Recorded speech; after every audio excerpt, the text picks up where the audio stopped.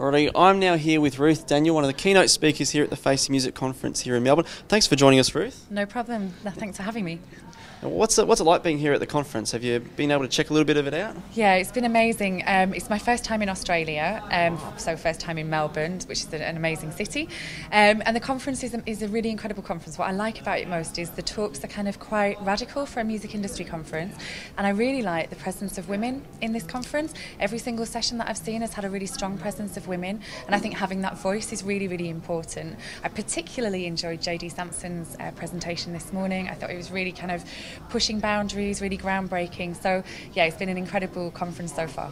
Yeah, I think it's really shaping up as one of the themes of the conference. I think the role of women, I suppose, going forward in the music industry. So yeah, I just wanted to talk a little bit about the enterprise in place of war. So obviously that's really kind of grown over the years. Yep. Now, just with relation to that, I suppose in some respects it's kind of like art as a form of aid for areas that are involved in conflict or disadvantage. How do you, I suppose, see music and art more generally as a form of aid for people in these situations? I think that music and art is a kind of a basic human right. I think people need to be able to express themselves and to be able to talk about their situation.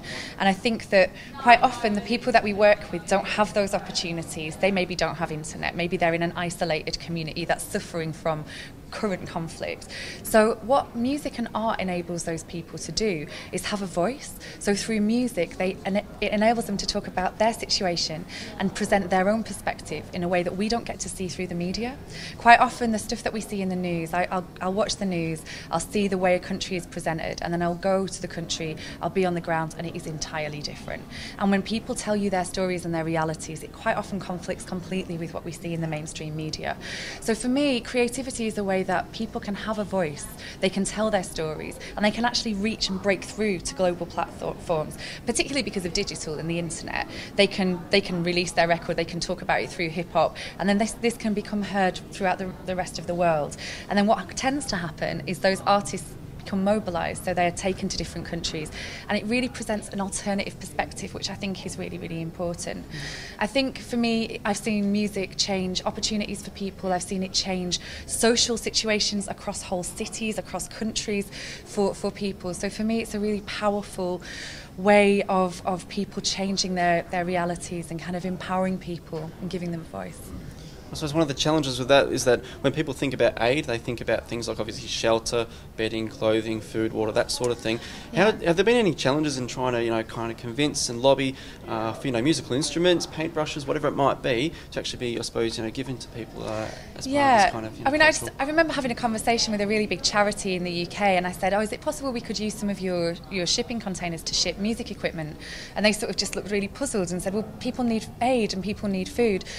And I agree, obviously that's really important, but without people being able to be creative, there doesn't seem very much point to being alive to me. If people can't have a voice or be creative or create art or create work, I think that's a fundamental human right. And I understand that people need to eat, but for me it's important. And I've seen this so many times. But we've had a massive donation of equipment in the UK that we take out to different places. We've had a lot of love from the music industry, musicians, people on the street giving us equipment, because people can really see the value in that. And when we've made concerts, or we've taken artists out to collaborate with artists in townships or war zones, the results of that are just so powerful. One of the most important things is when we take famous artists from the UK to an isolated township, say in Zimbabwe, the most important thing is that people went there. That these people who were famous in their own country, they went and they collaborated and got to know a place where people in their own city don't know these sorts of places, Yeah. And it's really meaningful for people there. It shows that they're not forgotten, that they're not just really isolated. So yeah, so I think for me, it's a fundamental human right. People need to be able to create. Yeah. Yeah, I mean, I was reading, I suppose, a bit about what's actually come out of this, and I was just thinking about, you talked about a bit about democratisation of music, and I suppose the collapsing of the hierarchies over the past 15, 20 years, especially with the rise of digital. So with the democratisation, when I think about the way things are changing, I still see these really large artists around the world, like obviously you think about your Miley Cyruses and your Foo Fighters and the like. Is democratisation still quite realistic for some of these smaller artists in terms of getting their music heard, I suppose? I mean, I think the internet was a great thing. I think, you know, digital really shook everything up in the music industry, the traditional industry, where, you know, there was a long time where you had to be a big artist. You couldn't really exist as a smaller artist. And it was really about that top-end artist making loads and loads of money through what they do. Whereas now artists can make a sustainable living. There's an idea that if you can earn as much as a plumber through your music, then that's an amazing thing, right? So I think there's just been this shift in what success means to artists. And that's really important. And I also think that through the internet, the way in which people make music, the way in which people consume music, but the way in which people who make music can connect with their audiences has totally changed and become more democratised. So as an artist, you can now talk directly to your fans. You can have that conversation. You can build a relationship with them in the way that you want. Produce the music that you want to produce. You might not be as big as the Foo Fighters in the end, but I don't know if that matters to most artists. So for me, it's an incredibly exciting time, and I'm seeing this not just happen in the UK or in America or here in Australia, where these kinds of really amazing grassroots scenes are starting to emerge, but in Zimbabwe, in Brazil, in Colombia. And for me, what's exciting is what happens when these kind of connections and networks become connected, and you have artists from Brazil working with artists in Zimbabwe, working with artists in Australia, producing work, mobilising those artists between those different places, so that people can get great experiences. And maybe they're not going to make millions of pounds or dollars, but they can sustain what they do and have this rich kind of cultural experience through that. I think it's really interesting. Obviously, I've been reading up about your exploits in, I suppose, Brazil over the years with an organisation there. Tell us a little bit about those experiences when you're in Brazil. Yeah, I mean, working in Brazil for me has been really interesting. I work with one of the most revolutionary organisations across the world called Fora Do Eixo. Fora Do Eixo basically mobilise music activity across the whole of Brazil at a kind of grassroots and independent level. So they basically work with an exchange economy system, and they work and live in houses, casas, across 200 cities in Brazil. And they work with 33,000 artists every year, and they produce 600 festivals, and they do this all with an exchange economy system. So they have their own currency, they have their own bank, and they generate millions of dollars a year for the independent music infrastructure. And that's something that's emerged over the past sort of 7 years. And it's for me, it's an autonomous system that works with people mobilising musicians, producing festivals, producing great cultural output. A lot of that is commercialised, and producing their own infrastructure that goes outside of the mainstream. So it's not your Miley Cyruses, it's not your Foo Fighters, but it's amazing artists that they nurture that come through this system. And I think that system's transferable to a lot of other places as well. So I think it's interesting because we're seeing examples of innovation happening maybe emerging countries, developing countries, that could be transferred, and we can learn a lot from those places. And do you envisage any barriers, I suppose, moving forward with this? Because obviously we're seeing these kind of barriers break down before us, but are there any kind of things that might happen, across the journey that might, I suppose, prohibit the continued development and democratisation of music in that respect? I think it's. I don't like to predict the future, because things change so much, and we don't know that we have Facebook today, but in 5 years, we thought we were set with MySpace, right? And then Facebook came along. We don't know how technology is going to change, and that will impact upon the way we produce, consume, and sustain music across the world. But I think the thing that is assert for me is the power of people and the power of those networks.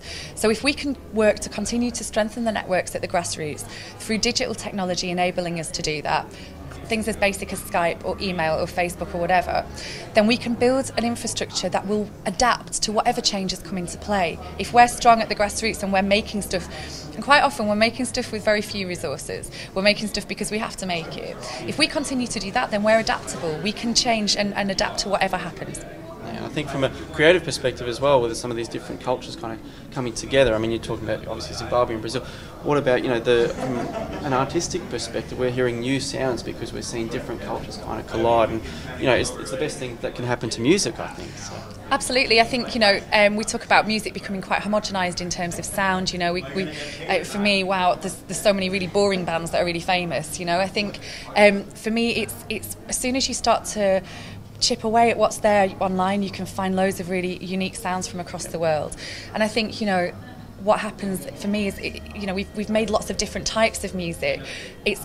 And music's always a mashup of what's happened before. And I think as we continue to become more globalised and connected, the sounds that are going to emerge are going to be so exciting and interesting. And I think as we become more technologically advanced, what's possible in terms of how we make that sound is really exciting. You know, the way we experience a show, the way we use our smartphones, the way we use the internet to enhance our live experiences, to prolong those live experiences beyond just being in a physical space watching a gig.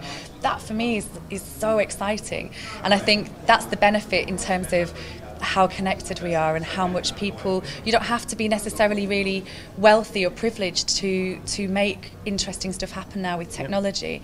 So it's a very, like for me, an incredibly exciting time. This is your first time in Australia, so obviously you've been to all sorts of amazing places in the world. When you look at Australia and the music industry here, are there any challenges that we face in terms of, I suppose, our own grassroots music, and in terms of, I suppose, getting a little bit more exposure and being more accessible to I suppose, a more disadvantaged people in our country? I think it's quite interesting because, I mean, there's a couple of things. One of them is Australia is massive, but the population is really small. And I think that it's hard. I understand the road trips here between bands doing gigs can be 4 days. So in the UK, you know, you couldn't travel for 4 days, you know. So there's a lot of opportunity for bands to very quickly do gigs in somewhere like the UK. So I think geography is a challenge here for artists. I also think that the sounds that I hear are very much not representative maybe of the whole population. So I think I'm really interested to find out more about the Aborigine communities here and how those communities can maybe engage on a more mainstream platform. Yep. So I think, so maybe there's some of the things that could be explored in the future, and I know there are a lot of people here that are working to do that. Yeah, definitely. Thanks so much for joining us, Ruth. No thanks problem. for coming to Melbourne for the conference. And thanks to Melbourne for having me. Enjoy the rest of your time in Australia, and thanks so much. Thank you so much.